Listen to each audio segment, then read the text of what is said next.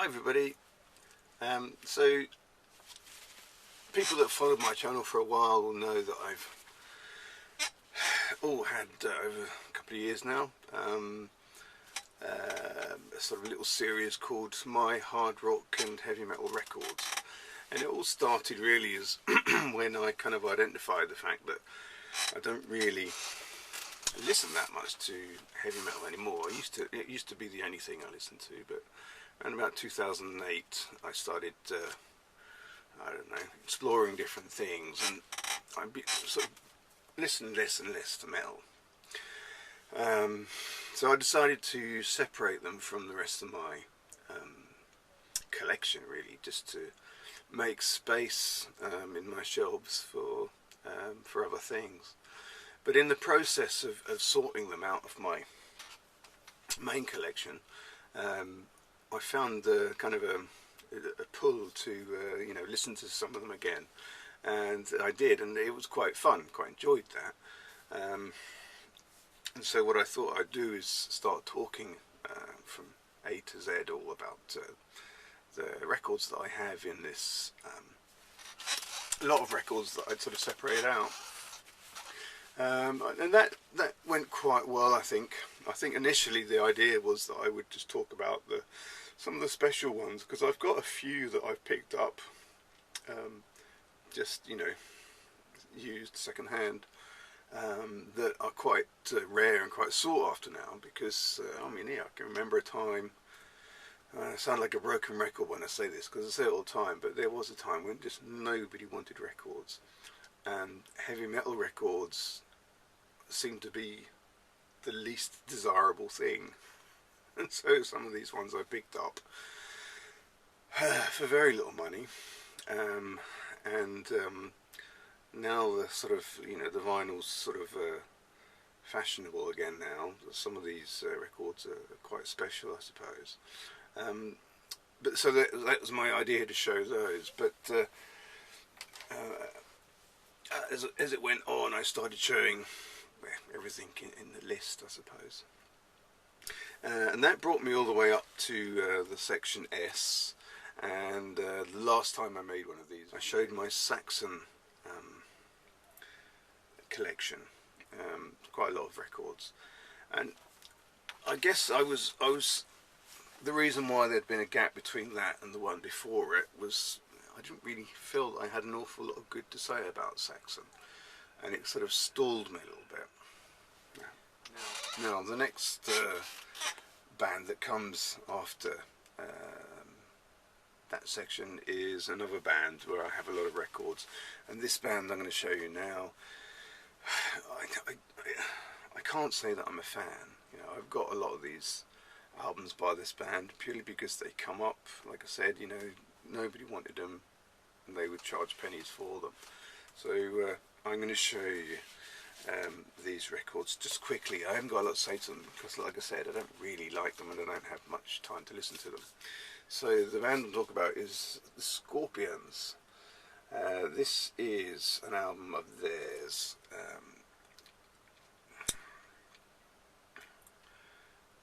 What's it called? I think it's called Action. I'm not sure, but I think this might even be an alternative cover. But it's on Brain. That's quite a nice label, that. What is it that I don't like so much about Scorpions, or what puts me off them? I think it might be Klaus Mein's voice. You know, he sings with a very strong German accent, and you know, I just find it distracting. This is Taken by Force. Now I know for a fact that this is a alternative cover.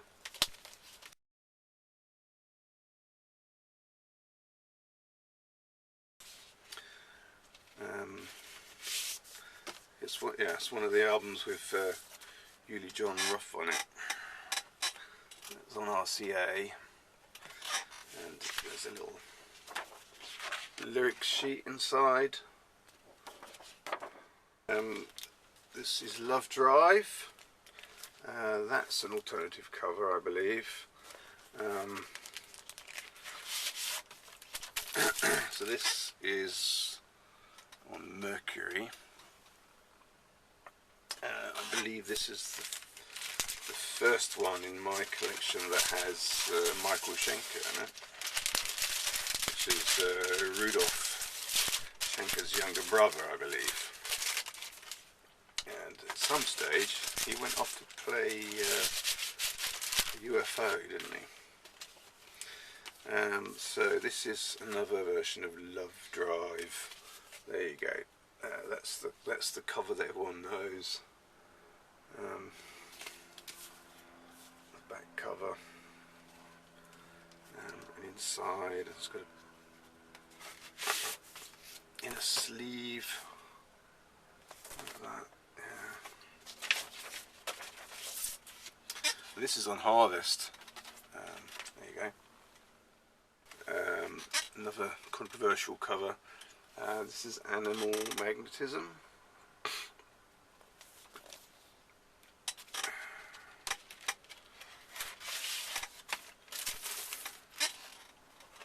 That's on Mercury. Now I know what a lot of you are thinking about. You're thinking, so, okay John, you're showing us your Scorpions records,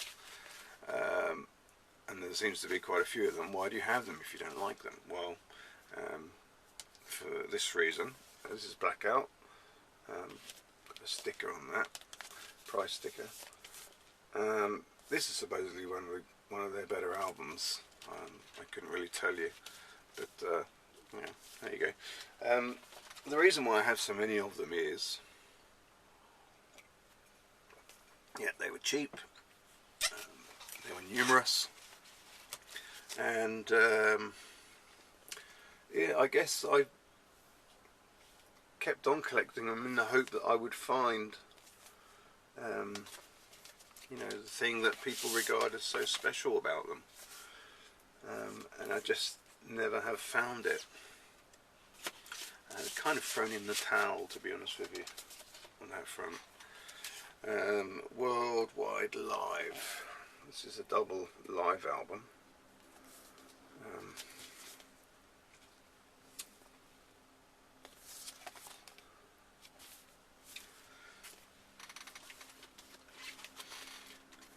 Scorpions, Crazy World. This is one of the latter albums that they produced. Best of Scorpions. I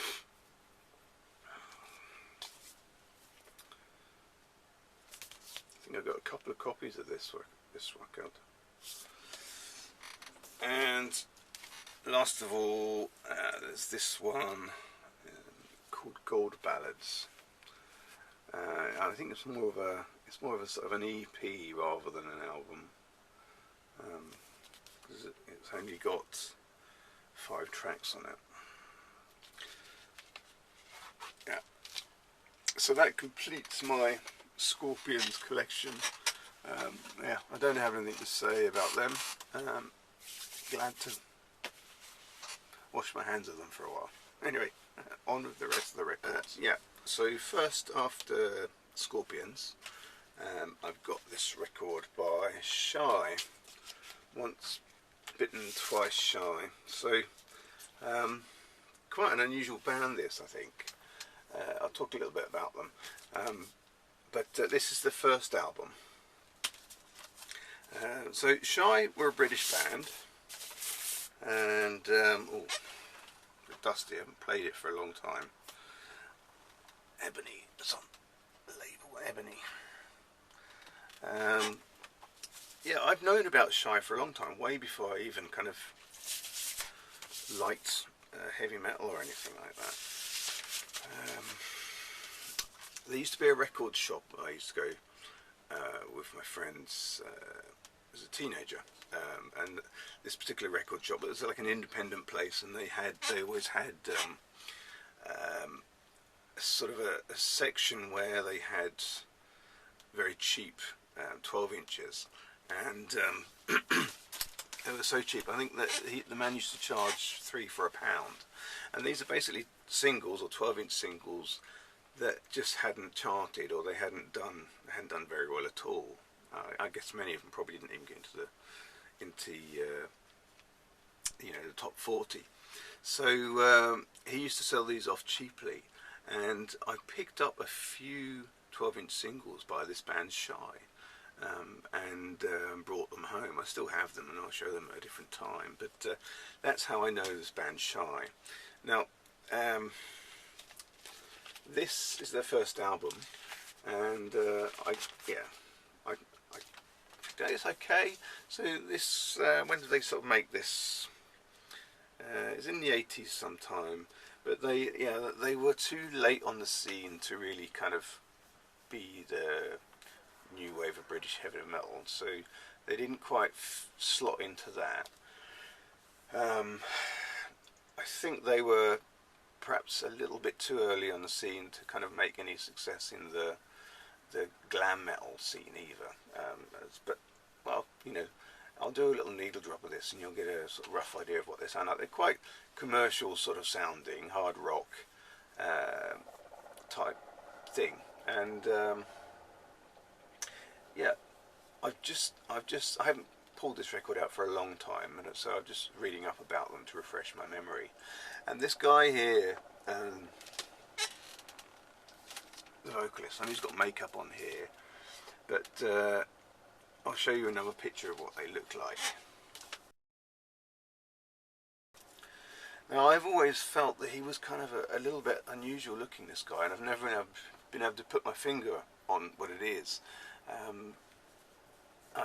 He's got this sort of platinum white hair, and I've always thought maybe it's that. But what it is, I think, is it's his eyes. He's got very small eyes, this guy. Anyway, I just read up, sadly, he died last year. Somewhere towards the end of last year, he died of pancreatic cancer, which is tragic, really sad. So strange, because I feel like I've almost known him for a long time, since since some of their earlier records that, like I said, I picked up for next to nothing because they didn't chart, and now I've just found out that he's no longer with us. Yeah, it sounds really tragic, doesn't it? But they're Shy are an unusual band. They've made quite a lot of records. They've got a bit of a history to them, but it's not a band that you really hear about, is it? It's not a band that's sort of ever really kind of made it. Feels like they've probably spent, pretty much most of their career basically being a struggling band, or like always doomed to be the support act rather than the headliner. Anyway, so that's their album, Shy.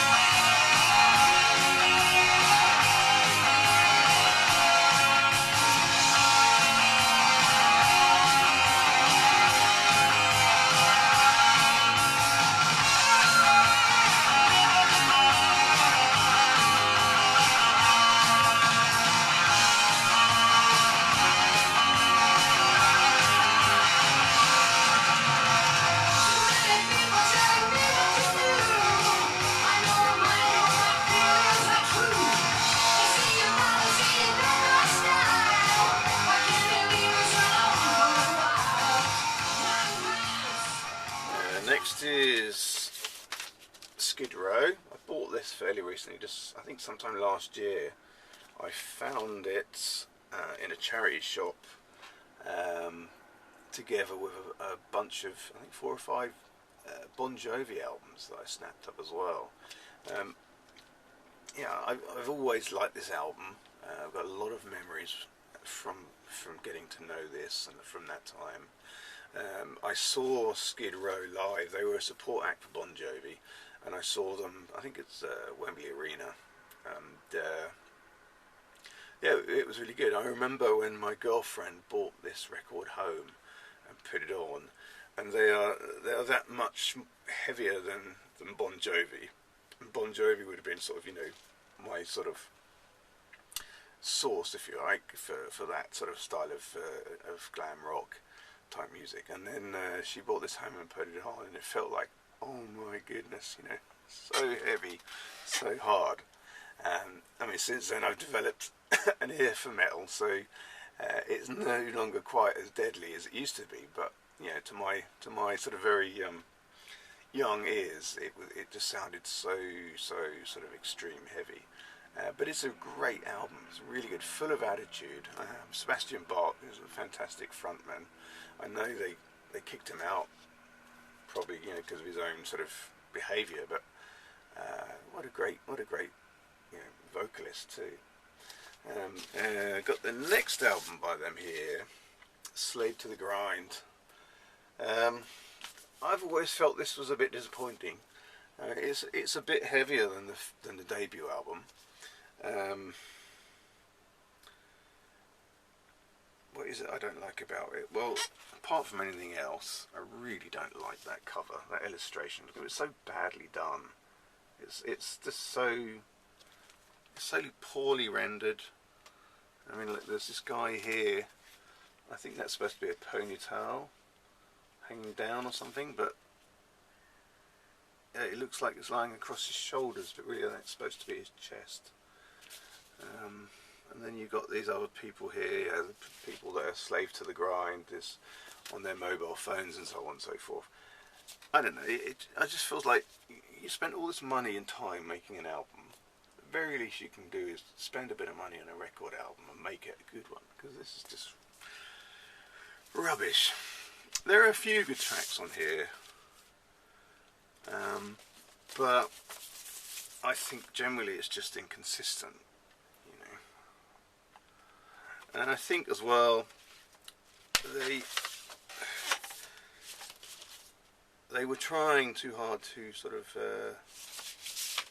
please two markets, perhaps, you know. They wanted to go sort of step up and be a bit heavier, but they didn't want to lose their obvious sort of glam metal following. And at that time, you know, there used to be a bit of a division between your glam rock bands and your thrash bands. I don't think they ever wanted to be thrash, but they did want to be, yeah, regarded as being sort of a heavy metal band. But yeah, I kind of lost interest from this point forward, so I don't really know much about their music after this. But yeah, so there you go. Okay, I'm talking about heavy metal. So this is Slayer, Rain in Blood. I don't really need to say much about this. It's Rain in Blood. Arguably the heaviest record ever made. Famous for being, you know, so intense when they went into the studio. They had, I don't know, 31 or 32 minutes of music to put down, and they'd come out and they'd done it all in 28 minutes. I mean, it's just so intense, so heavy. It's so... it's just brilliant. It's so... words fail me to how good this is. Really good album. If you haven't listened to it, you're missing out. But it is, you know, probably about the most extreme record that I have, or that I enjoy. I maybe even have one or two, Napalm Death records and things, but I don't enjoy them, not really. Whereas this is, brilliant. It's really good for listening to when you're kind of stressed and everything like that. For some reason it sort of brings my stress levels down. Tom Araya doing all the shouting for me.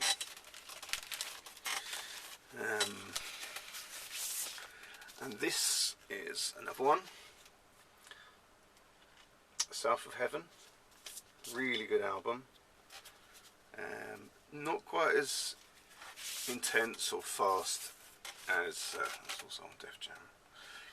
Not quite as intense or fast as Raining Blood, but hey, it's Slayer, so it's not really for wimps. Still great stuff. There's a track on here that I really like. I think it's called Spill the Blood. Maybe I'll do a little needle drop of that. And then lastly, just in this batch, so this is the last album that I am going to show that falls under the letter S in my hard rock and heavy metal collection. This is Stone Fury. It's their first album. They only made 2 albums, and well, they were a band from LA in America, and their singer is a guy called Lenny Wolf. You see him on the back here.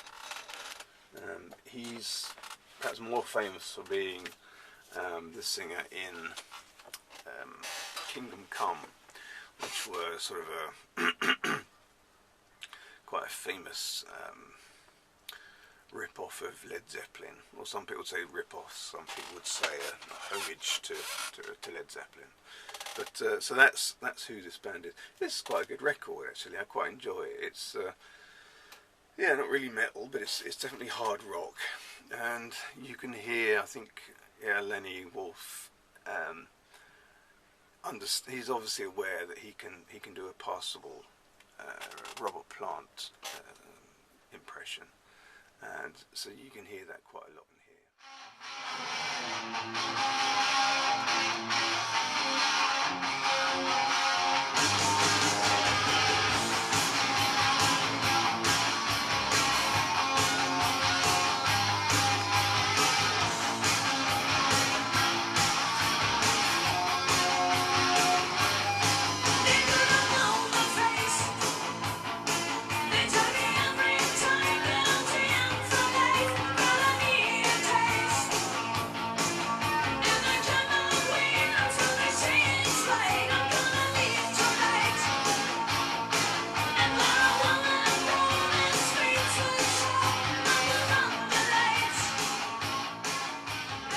So that completes now my hard rock and heavy metal records in the section of S.